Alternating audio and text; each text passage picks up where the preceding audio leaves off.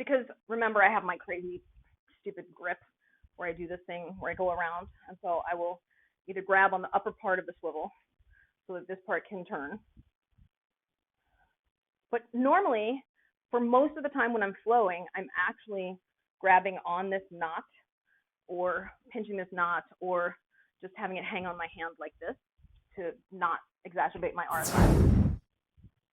There's two reasons I have a swivel in my fire rig. One is for the orbital, and the other is, although I have two swivels in my fire rig, I have one at the bottom, at the head, and I have one at the handle. And the reason I have it is because I have a cylindrical poi head, and I do ground scores. And when you're doing ground scores and you're rolling the poi on the ground, you don't want it to jump and pop. So the more opportunity it has to spin smoothly, the cleaner your ground score can be, in my experience.